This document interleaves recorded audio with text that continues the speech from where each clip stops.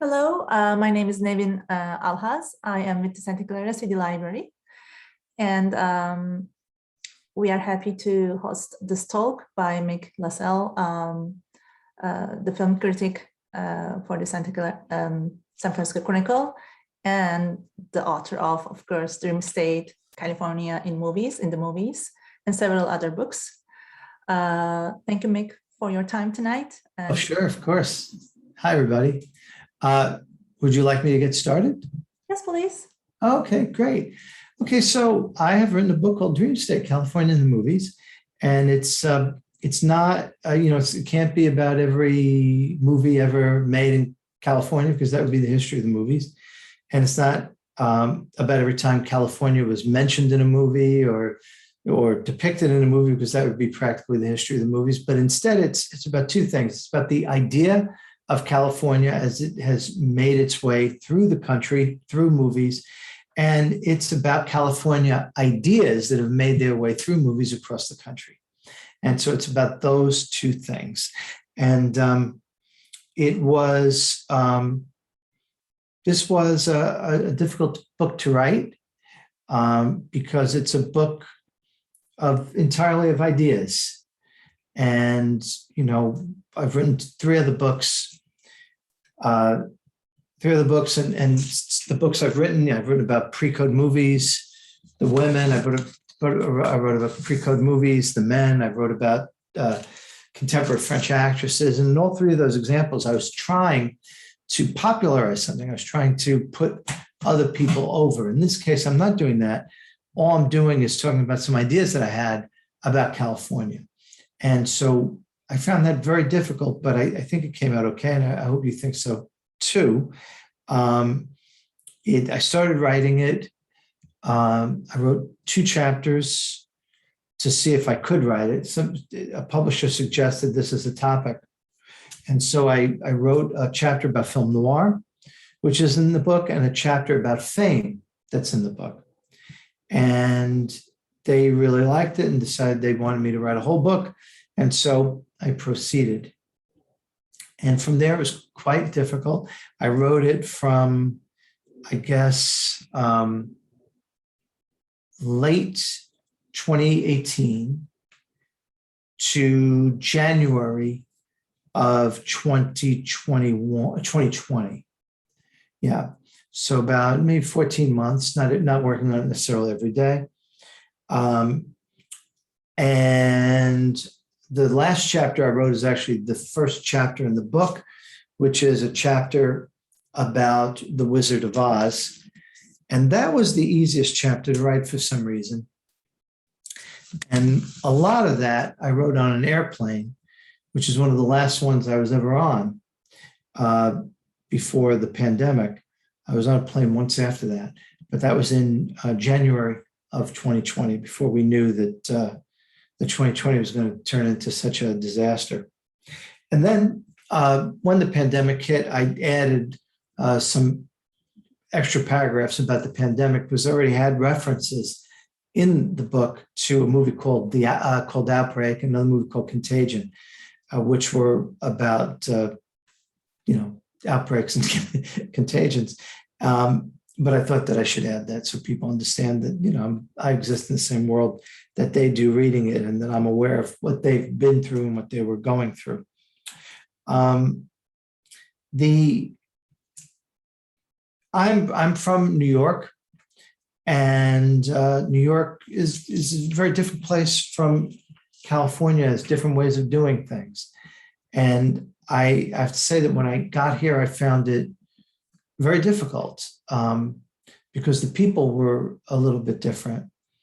There are things in California that are considered very friendly that in New York would practically constitute a declaration of war. At the same time, there's a kind of friendliness in California that in other places would be regarded as familiarity, without friendliness. And I realized that after a while what threw me off at first was that I'm from a place where people are guarded until they feel like you're okay. And then at the point they decide you're okay, they're completely unguarded. But in California, it was more like people were doing the illusion of unguardedness by being extremely open and friendly, seemingly. But then when you open up in return, they seem guarded. And so I'd like go into a restaurant and the hostess would make jokes about the fact that I was by myself, which I think is supposed to be friendly. This is my first move there. I didn't know anybody. But that would be like so incredibly rude. I realized later on that in California, whereas in the East Coast, people have a shell and you have to break through. In some ways in California, the friendliness itself was a shell. And it was almost a kind of an armor. But at the same time, people need to speak to people because they're by themselves. So many people come to California for a job, to make it in whatever way. And unlike at least New York, or at least the part of New York I was in, I mean, people go to Manhattan to make it. I'm from Staten Island. I was born in Brooklyn. And these are places where you don't go there to make it. You go there to, get out of Italy in 1890 or Poland in 1895, that kind of thing. That's why you go there. And then their relatives are there. And I think that the guardedness of California, the combination of friendliness and reserve, is reflected in the kind of actors and actresses that you find here. You don't get in California somebody like Al Pacino, who's basically going to show you everything. He's going to show you everything he's got. He's going to just back up the dump truck, give you everything.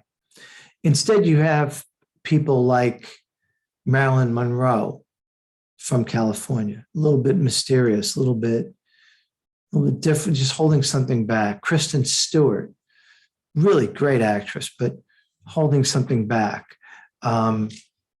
There's so many. I have lists of them, of these California stars that have this quality. Jennifer Aniston, Robert Redford. Robert Redford is the ultimate example of always keeping a part of himself mysterious. Gloria Graham. Even Diane Keaton, behind that friendliness, is a kind of a mask. And so it's just a different kind of way of being. I lived in the South, by the way, and I thought the Southerners were actually like the New Yorkers, even though they sounded totally different and they talked so much slower.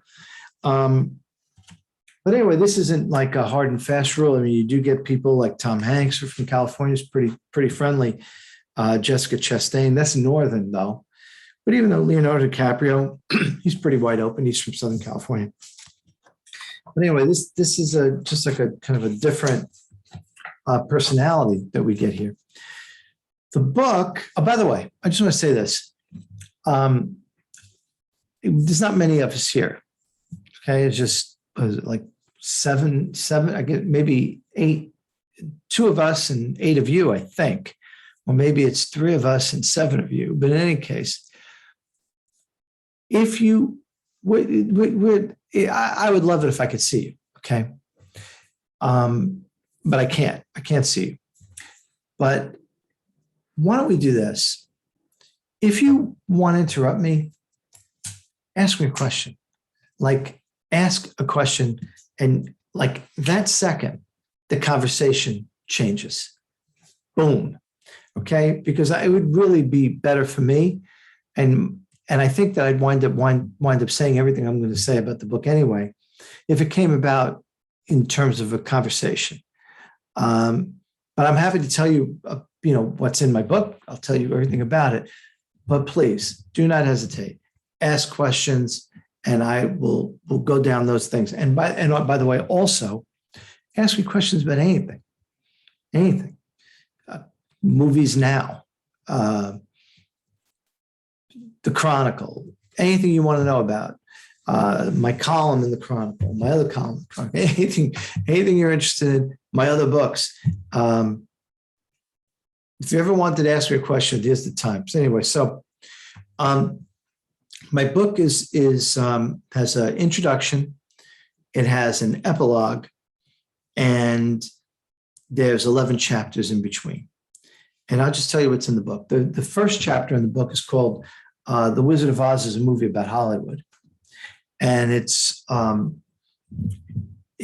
the Wizard of Oz, but it comes at the Wizard of Oz from a really different angle. I don't know how the things that I talk about, how it was left to a guy who wrote a book that got published in 2021 to say some of the things about a movie that came out in 1939. Because, there's certain things about it that are so glaring that nobody's ever commented on. And I'll tell you about them in a second. Then I wrote another chapter called The Glory of Youth, which is about the youth movies about, who are very often about courtship and about discovering love and about one great night, very common kind of movie it's set in California. Then I did a chapter on fame, and basically, in California movies, if you're not famous, you may as well be dead. And we talk about that. I imagine other people I'm talking with. Then I have a chapter called A Wonderful Past and a Nightmare Present. And that is a book about the differences between San Francisco and Los Angeles. San Francisco is a nostalgic place. San Francisco is always looking back 30 years to when it was really good. LA is always looking back, not at all. It's whatever's now is okay. And whatever's 5 minutes ago is garbage. And this makes San Francisco kind of a warm, nostalgic, somewhat sentimental place, and LA kind of a hard place. Although I have to say I like both cities very much. And in a way, I just love Los Angeles. I mean, whenever I go, I don't know if I want to live there, but when I go to LA, I always absolutely love it. And then I did a chapter called Junk Food for the Soul. And what I'm talking about with that is that, and that's a little bit about LA also. And what I was thinking about that is that, we'll just tell a story. When I was in, about 20 years ago, my first book was being made into a documentary for Turner Classic Movies. And I was down in Los Angeles where the production company was going to be making this documentary. We already had the funding, and now we're going to make the documentary. And they told me that I was going to be an associate producer of the documentary, which made me very happy. Even though, and I'm not sure you know this, but being an associate producer is meaningless. I mean, it's like a meaningless title. It doesn't mean anything. It means that the associate producers, it's like the producer or something. It means you're associated with the producer. You're not really doing anything. But it didn't make any difference. That night, I was driving down Wilshire Boulevard on a beautiful night. Radio was going, and windows, open. Top, the sunroof was open, and I felt just really great. It was one of those nice feelings where, that nice feeling that like you're in love with life. This was the better feeling. This is life is in love with you. That kind of feeling. And part of my happiness in this moment was that I was now a Hollywood producer, which is something that even in the moment of being happy about it, I knew that wasn't true. But it didn't matter. It felt good. And so, what is this? This is a superficial response to a conscious illusion producing real happiness. A superficial response to a conscious illusion producing real happiness. That, to me, is the essence of California. And this is contrasted with another story. This is another time I was down there, maybe a couple of years earlier, I guess. And I was in LA in my capacity as a journalist. And my job was, I was interviewing somebody. I don't remember who, because interviewing people, celebrity interviews, not if like you have your own show or something, but going into a room with some celebrity and writing down everything they say, it's something of a degrading experience. And so as a result, I don't remember who I was there to talk to, because unpleasant memories tend to be repressed. And so I have no idea. But anyway, it was the evening, it was time to get dinner. And so I walked into a restaurant, and I wasn't in that restaurant more than 5 seconds before I knew there was something wrong in the room. There was a weird energy in the room. It was like, what's going on?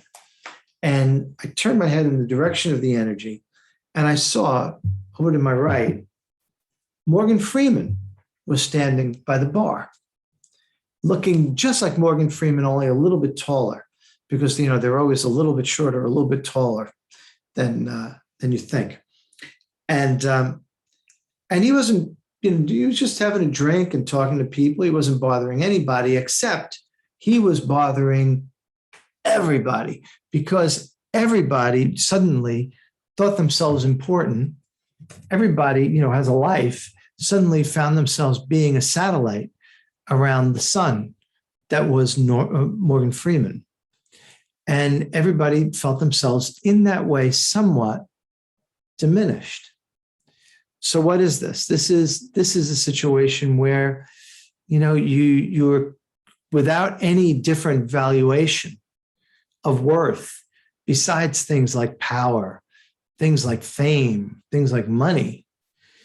We are thrown onto the pyre of our own ego and devoured when we're not the most important person in the room, and we can't even pretend.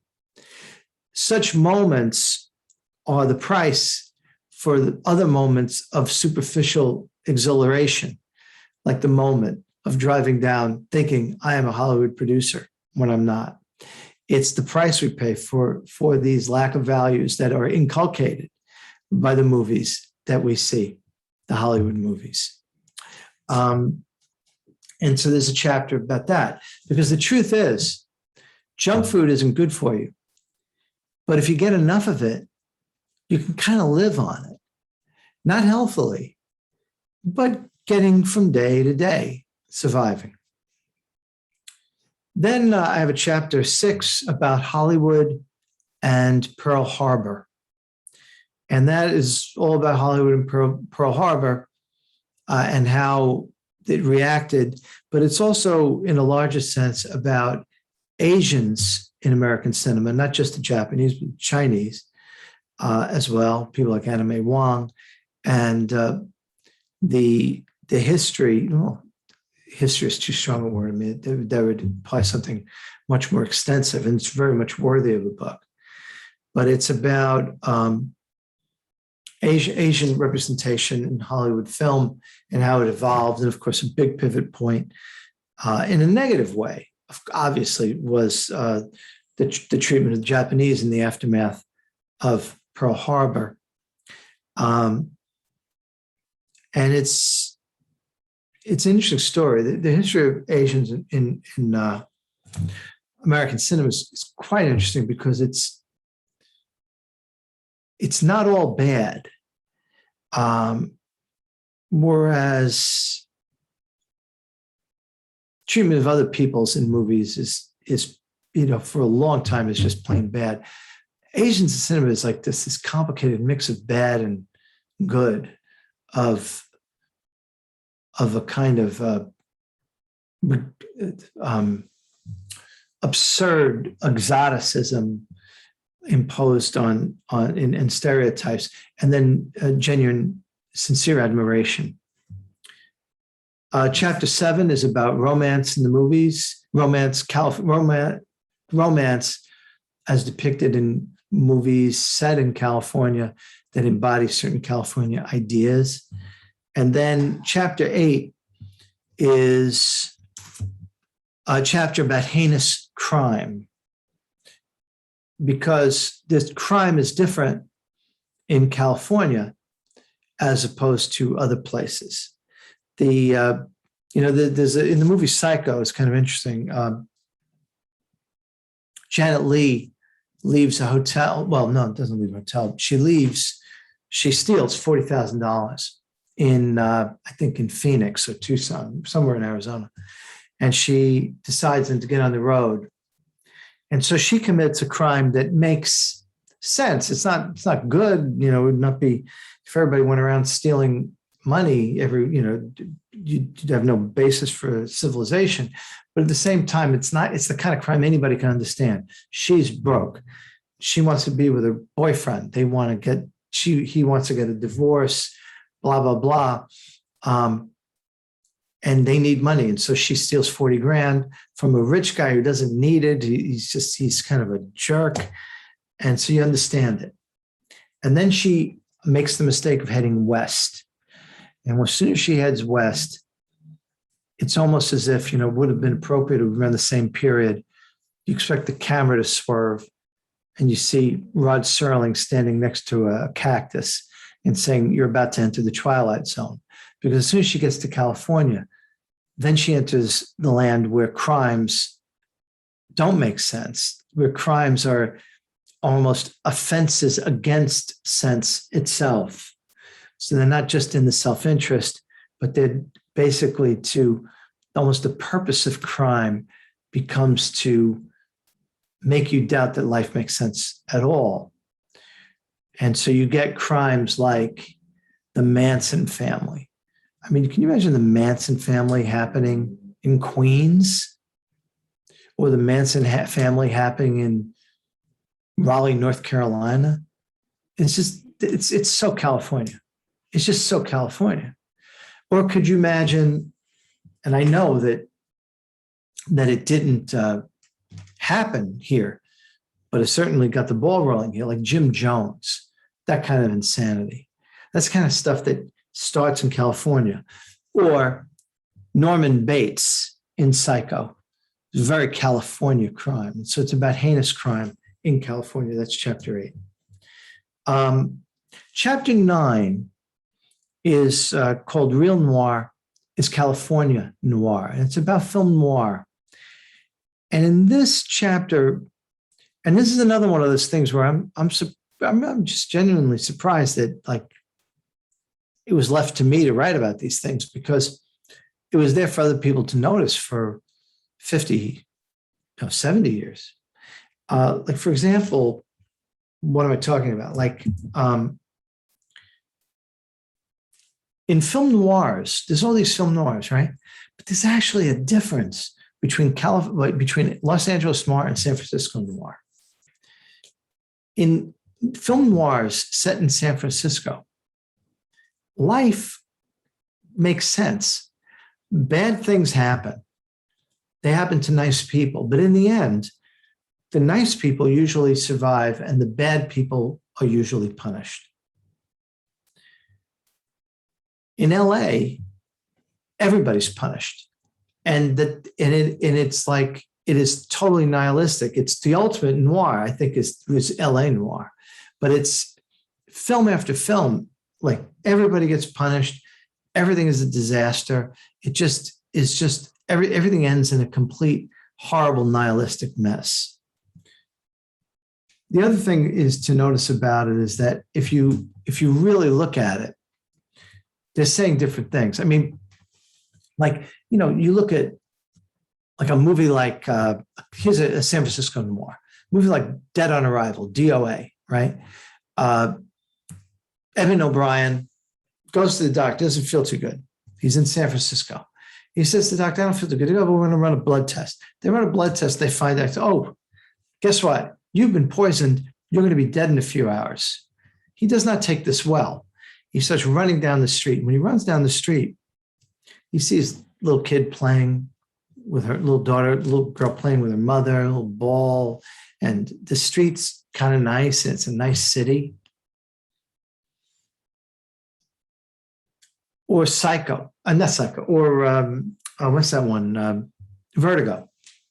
James Stewart. He's going around in Vertigo, cracking up, but the city is so beautiful. And if he was in New York, nobody would even notice him.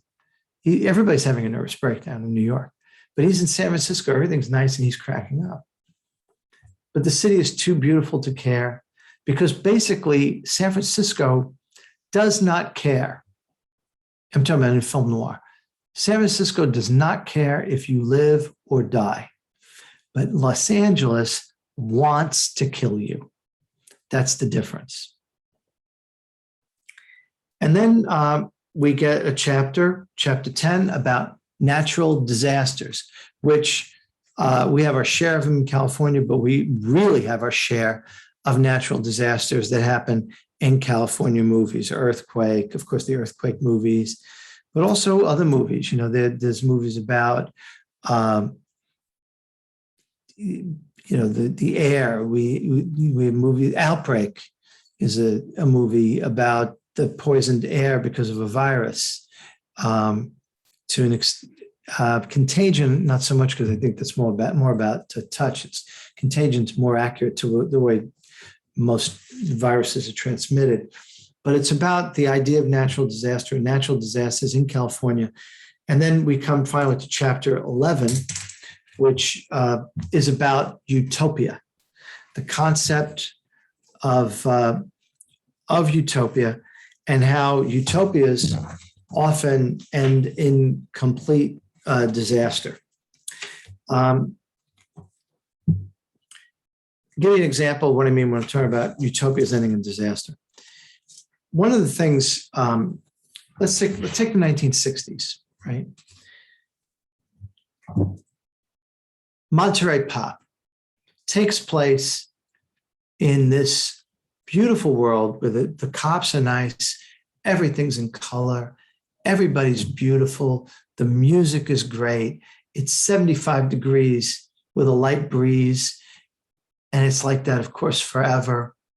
There's not really a single person who's not gorgeous, who's not put into a close-up, except the performers, and the performers are wonderful. And you have, just people making their careers. It just seems like an idyllic thing. And that's like the utopia. And then, people like to say, when they talk about the 60s and movies, as depicted in movies accurately through documentaries, that Woodstock represented some ideal of the 60s, and then Altamont, the Rolling Stones concert, where, of course, the guy got killed, represents the end of the 60s. Altamont does represent the end of the 60s, but the real idyllic 60s that in movies is not Woodstock, it's Monterey Pop, because there's, in life, because we live our lives in a kind of through time, there's no utopia possible without also a belief that things can get better, or that there's something to look forward to in the future. And so very often in life, when things feel like they can only get better, it's just going to get better from here on, they're very often at their best point. And if you look at Woodstock is, it's like all the guys stayed home, first of all. If you really look at Woodstock, it's just a bunch of scruffy guys. Occasionally you get some women in there. A lot of people walking around naked and full of drugs, and they're just kind of a mess. They're sitting in their own slop for 3 days. There's porta potties there, they're getting cleaned out. You get, and everybody keeps on saying this is a model for civilization over the loudspeaker. This is a model for civilization. We're going to show people how to live. It's like, how to live. This is sitting in your own slop for 3 days, have like slave classes coming in to clean out the porta potties, having drugged aristocrats coming in on helicopters to entertain. And then you have all these weird people, and you see how they're dancing and everything. And it's very clear that they're not cool. And the only thing, they got all their dance moves, if you're old enough to remember this, by watching the party scene on Laugh-In every week. Da, da, da, da, da, right? I used to watch that when I was a kid. But then you go to Altamont, and then things totally go to hell. And so that, to me, it's kind of fun, because Altamont is where you see all the illusions, all the fantasies, which are very appealing, of Monterey Pop completely blow up and really come into contact with something that is really pretty bad. You get this, it's like, what do you do it blows the buzz that says, oh yeah, well, we're going to have peace and love. Okay, peace and love. What do you do when people are really like bad people who want to hurt you? What do you do with that? And so it's a very interesting book. And so I talk about utopia in California, and that's the last chapter of the book. And then in the epilogue, I discuss a few things. I talk about Oakland movies, a little about Sacramento, and well, yeah, yes, I have a question. please. So I remember that you told us that you wrote the last chapter first when you start the book. So how did it end up being last chapter, or was it vice versa? So I wrote the first chapter last. Oh, okay. That was okay. How do you put them in order then? Yeah, well, and because this book, unlike my other books, is not in any way a story. There's no beginning. So then, basically, the strategy of the arrangement is just trying to get people to read the whole book. And so I led with what I thought was the best chapter. And I thought it fit as the beginning anyway. So The Wizard of Oz, I think, is the best chapter in the book. And then I tried to hide in the middle of the book what I thought was the worst chapter. And then I wanted to sprinkle in the chapters that I thought were like really good at intervals. So I think the Fame chapter is really good. I think the Junk Food for the Soul chapter is really good. I think the Film Noir chapter is really good. The Utopia chapter is really good. And I think the other chapters are good. They're okay, except for the romance chapter, which I think actually when I read that one, I just say, this is just not a good chapter. And I don't know what I was thinking. So you can buy the book and you could just see what you think. But I think I think that the romance chapter is the worst chapter in the book. So I made sure that was like chapter 7, where you're like you're so far in, you're not going to stop reading. If you read a chapter is not that good because you developed a certain confidence in the book, maybe leading up to that point. It's like that. It was totally arranged as a strategy for people to keep reading. And I wanted to just wow the reader with the Wizard of Oz chapter, which I think is a really solid chapter. I'm very proud of that. I reread that the other day and I thought, yeah, this is really good. Oh, thank you. That makes sense. And we have a question. List of your favorite comedies and favorite movies of any genre, please. Oh, okay. Favorite comedies. One of my favorite movies. I really like, let me just talk to you about my favorite movies, and maybe some of them will be comedies.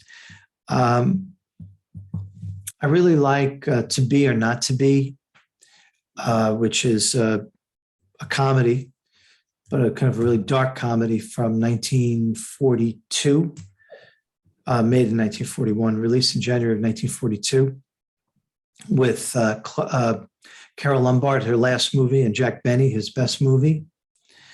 Really like Queen Christina with Greta Garbo, 1933.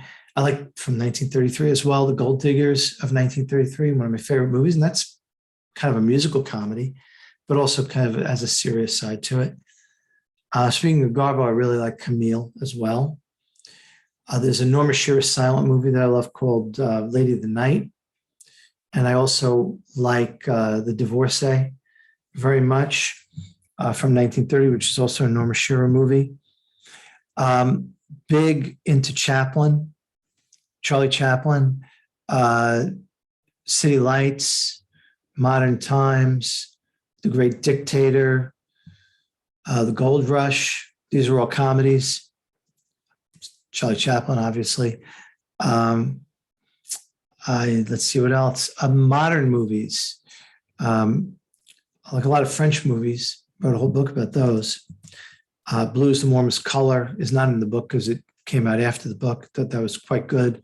I really like I like the Before movies very much by Richard Linklater, and actually I like a lot of his movies. I like that Boyhood movie that he did. I think it's kind of miraculous, filmed over, 12 years. Pretty amazing. Let's see, what else? I like a lot of movies. I like the Woody Allen movies. Not all of them. Some of them are terrible, but some of them are great. I like Hannah and Her Sisters, Annie Hall,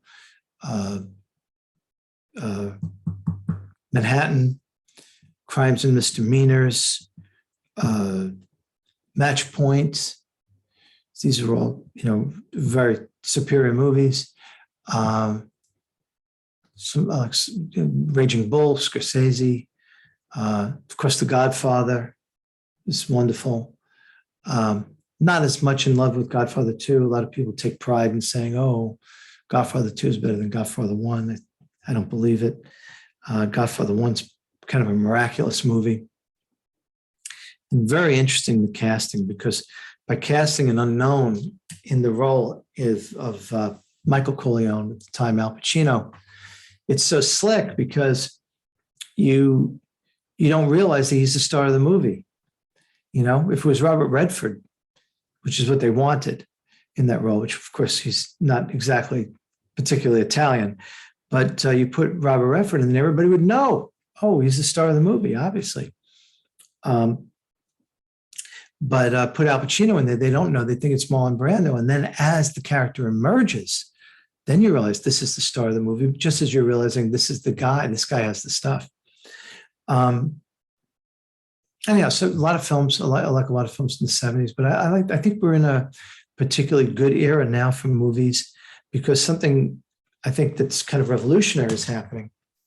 Revolutionary in the sense that it hasn't happened, at least in about 60 years, is that women are becoming important in movies again. Actresses are becoming important in movies. And women were second-class citizens in movies, up until like 2017. And just all of a sudden, it's changing. And I don't think it's Me Too or Time's Up or any of that stuff. I think all those things, plus, the almost election or the kind of election of Hillary Clinton as president, all those things are all a product of the same thing, is that something is just changing, something in the air.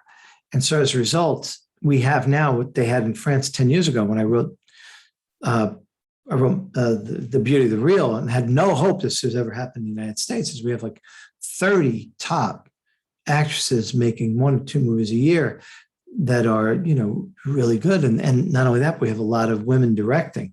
So things are really changing. And that is the big trend in modern cinema. So I think we are entering a kind of a good period. Also, too, it's true that the best periods for movies tend to be, not always, but tend to be difficult periods in the country. And I think in the 80s, the Reagan years, the Bill Clinton years, these are pretty good years in the United States. The economy was amazing. Things were pretty good. Not good for everybody, not good all the time. And certainly I didn't think they were that good then a lot of the time.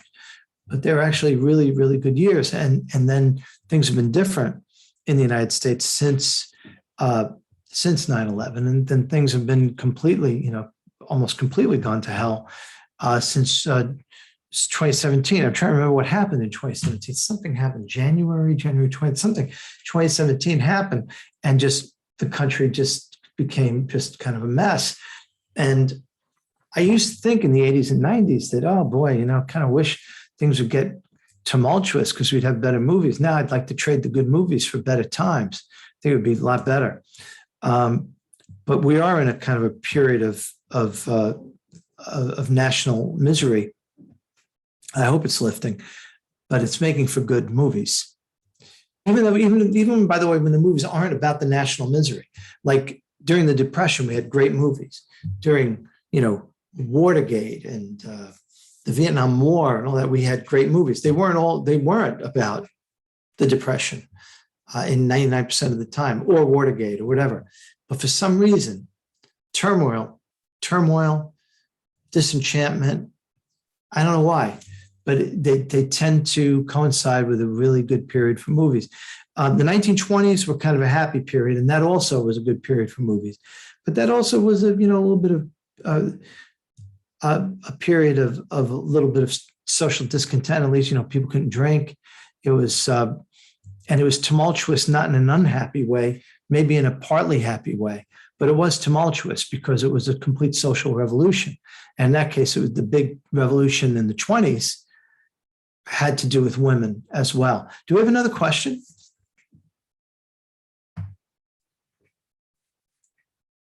Yes, we do have a question. Oh, okay. Can we please have a written list of his favorite movies he just mentioned to be sent to us in email, please? There are a lot of movies, right? I was trying to write down some of them. Maybe later, but not now. Yeah, not at the moment. Not at the moment, yeah. At least I can share my writings, what I was writing down. Any other questions for Mick? Or actually, when you, okay, comment on Grapes of Red and his historical movies. That's a really good movie, Grapes of Wrath, and it's a really good California movie. How would I comment on it? I don't really say much for it. I mean, it's a wonderful, just a wonderful period piece. It's quite moving. And it's a great version of a California writer's book. But beyond that, I really don't have much to say about that to analyze it in terms of California. I mean, its whole thing is just permeated by California. It is California. I have a question. When you said that we can ask anything, not just please do, yeah. So I was wondering your day-to-day at San Francisco Chronicle, or how pandemic affected your job. Well, okay. Pandemic. I haven't worked in the office unless something is like weird, like I happen to be in the office and somebody comes over and says, Ginger Rogers died. We need you to write it. And then I'll work in the office because I'm there, right? Or in the case where on rare occasions where, let's say, Star Wars, some Star Wars movie is opening. It's the biggest story. The theater is right near the Chronicle, and we want to get online as fast as we can.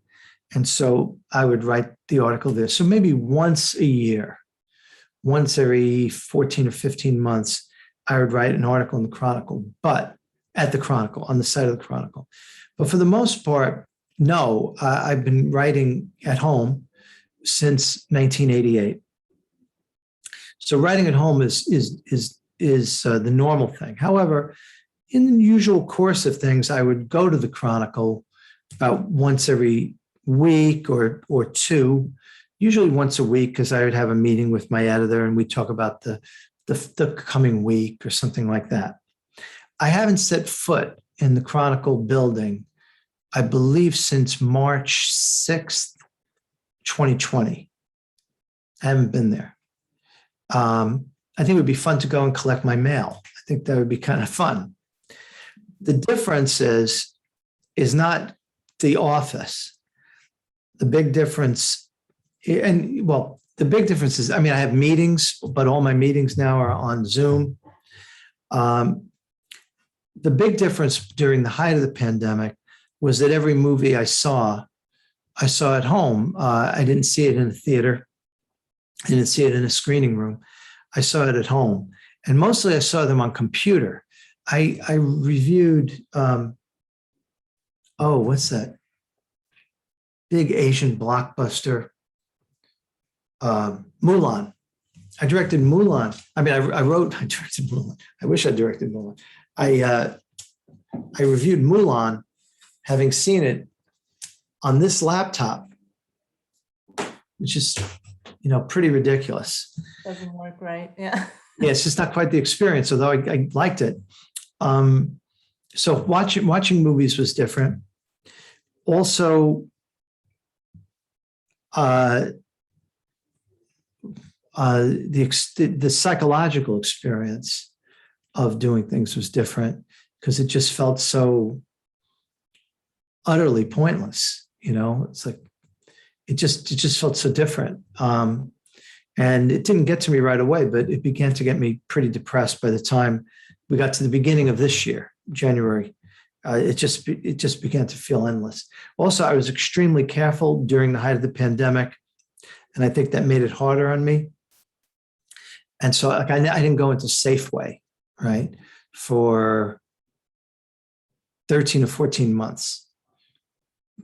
Just never went. I'd had everything delivered, and so it was just a very isolated feeling that began to get to me. And so the psychological experience of working, of like even believing there was a point to it. Now the way things are, we're at the stage where I don't go to the movies with actual people. You know what I mean? Like a lot of people. I go to the movies now at screenings with critics in a big theater where everybody's so separated that you probably could take your mask off and it would be all right. I mean, I wear a big mask and then I wear like some little flimsy mask because I'm sitting so far away from other people. And I am now seeing movies in theaters. And that has been the case. I think the first movie I saw was the Lin-Manuel Miranda movie, or maybe it was the Vin Diesel movie. F9, I saw in a theater. That was one of the early ones, but also was it in the, what was it called? In the neighborhood, in the Heights. Yeah, that was, I think, the first thing I saw. And so now that's not bad. And tomorrow I'm going to see a movie in the morning. And so we're back to screenings, but not with the public. I keep on telling everybody, I don't want to go. I'm not going to, even though I'm actually triple vaccinated now, but I'm not going. I'm not going to go to sit, like this with people on all sides of me breathing. That's not going to happen. I'll watch it. I can now I know how to hook up my computer. I can watch. I have an 8-foot screen, so I can watch it that way, or I'll go to a theater and watch it as long as there's no people there, because I don't think it's quite safe enough. I mean, right now going to the movies is sort of like getting on an airplane for 2 hours, and having people breathe on you. I mean, at the end of those 2 hours, you better be in like Seattle or something, rather than, you just saw a movie. It doesn't seem quite important enough to do that right now. Thank you, Mick. Yes, I understand. Another question from our attendees. Do you think only superhero movies will bring back big audience to actual movie theaters? Yes. Yeah, we're seeing it already. People are going back to the movies. We know this because of, what was it? Some really horrible movie. It was, Venom 2. Venom 2 made unbelievable money at the box office. And if people are willing to go to the movies to see Venom 2, they're willing to go back to the movies. They just want to go. So this whole thing about, nobody's going to go to the movies. It's like, remember, there was going to be no handshakes. Nobody did that. Remember, handshakes were going to go out of style. Everybody's shaking hands now. All these things we thought were going to go away, movie theaters, they're not going to go away. People want to go to the movies. That's not to say that some movie theaters won't close. We just heard the California, looks like that one's closing and maybe forever. That's in Berkeley. So you're going to see individual tragedies like that, but people apparently do still want to go to the movies. It's encouraging. I'm glad to see it. It would be kind of sad if they didn't. Thank you. Another question. Do you have any plan writing a new book? Not at the moment. I mean, I have a book. Yeah, I mean, I have a novel that I wrote that I'm going to rewrite and update. It's kind of a political sort of thing, and I'm going to update it for 2021 and try to get somebody to buy it. But we'll see. If nobody buys it, maybe I may just put it online and just put it out there. But that's about what I'm thinking about in terms of a book. I'm not thinking about another movie book. This book was just really murder to write. It was brutal to write. I think it turned out okay. Did I mention this? I'm not sure what I said at the beginning of this I just did 2 in a row. Did I mention that I almost stopped writing this book at a certain point? No, you didn't. Yeah, I got about 2/3 into it, and I just said I can't do this anymore. This is terrible, and I just can't write this thing. And then I said, well, let me look at what I had, and I read it, and to my surprise, it was good. Because usually first drafts are no good, but I read it. I said, oh, this is fine. This would be a waste, to not continue. So I kept on going, and I finished it, and it was okay, but it was very hard. Books are not written. I don't know if you know this. Most people who don't write books don't know this, but books are not written word by word, and they're not written chapter by chapter, and they're not written sentence by sentence, but they're written paragraph by paragraph. Every paragraph is like a brick you put in a wall, but until the brick is finished, until the paragraph is done, the whole thing could fall apart, that paragraph. Once you got a paragraph, you got something. And I'd say that every paragraph of this book, with the exception of the Wizard of Oz chapter, which wrote itself, was like pulling teeth.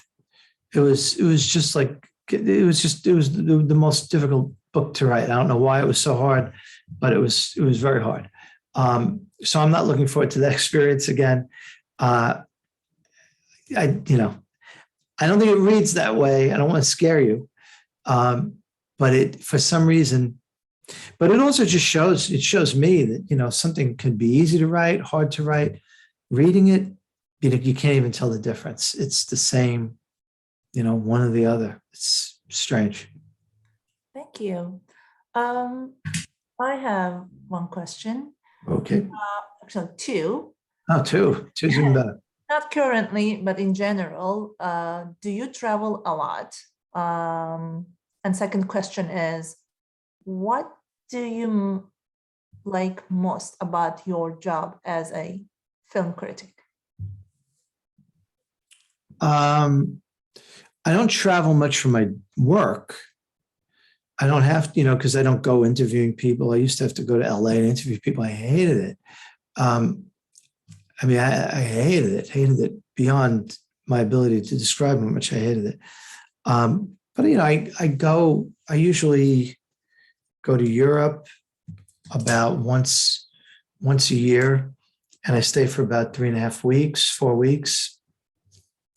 And I go to a bunch of different, not a bunch of different, like three countries. I always go to England and France, but then I like to throw in one place I've never been to, one major city. But this year, because it was so weird, so hard to travel, but we wanted to go. My wife and I went to just the south of France for a while. In a normal year, of course, I'd visit my mother more than, I see my mother on the way to Europe, and then I'd see my mother at least once during that time. And my wife and I usually go to LA for some reason. She's a playwright. She has plays done in Orange County very often. She has connections there. So usually I'm on a plane, like 4 or 5 times a year, maybe. And I really like it. I'm kind of afraid of flying, but at the same time, I like it. It's a weird thing. So yeah, okay. As far as what I like most about my job, it's not watching movies. I think I like writing my column. Both my columns I like writing. I like that a lot. And I used to like, but it doesn't really come up that often. But I used to just like the power to do things like in the old days before the internet, when the Chronicle was absolutely the only game in town, or the only game that was like anybody that really mattered to so many people. It was a wonderful feeling to be able to like recommend something that I thought was great and then drive by the theater and see a line around the block. That was great to be able to do that. I mean, it's great. And it's great in the pure sense. It's not like, ooh, I got power. It's like, oh, I got the power to do good. It's like, I'm going to do something good with this. And was kind of exciting. And most of the time, every so often, I'd recommend something that nobody wanted to see and they would just stay home. But those are the exceptions. I can think of two exceptions for that. Like I can think of three exceptions where I wrote about movies at the Roxy, because the Roxy was really good testing ground. 3 different times at the Roxy, nobody wanted to see something. But every other time, boom, big crowds. It was a great feeling. So it was nice to have that power. But right now, it's both my columns. I really enjoyed doing both of those. Thank you. That was an interesting answer, actually. Before internet and after internet. Yeah, this does much. Yeah, and we have 2 more questions from our attendees. Do you have any suggestions for someone to better understand movie history? A movie history. What's a good book of movie history? Is it movie history for the sake of seeing a bunch of really good movies, or is it movie history for the sake of getting the sweep of movie history? There's a guy named Gerald Mast who wrote a book about, like, if you just want to see a bunch of movies, he wrote a really intelligent book that I thought was useful. Of course, then he died. It's called The Story of the Movies. He died in like 1988. So you're not going to get, any movies from the last 32 years, obviously. But A Short History of the Movies is very good. I think that's a great book. But if you want to like drill down, one of the best movie histories I ever read was by a guy named Scott Eyman. I almost said my friend Scott Eyman. I realized I've talked to him on the phone. I've seen him in documentaries. I've seen him here. But I've never actually been in the same room with him. But a guy named Scott Eyman wrote a book called The Speed of Sound. And it's a book about the coming of sound to motion pictures. So it's about like the transition from like 25 through 32. It's just one of the best books ever written, histories of movies. So those are 2. So Gerald Mast will tell you what to see, but just really like a good ripping yarn about that is also brilliantly it's just a brilliant book. Speed of Sound. It's a great book. And you can always read, if you want to know about pre-code movies, you can always read my 2 books, Complicated Women and Dangerous Men. Thank you, Mick. And another question from our attendees. Actually, I also thought this question when you talked about that. Why do you hate interviewing people?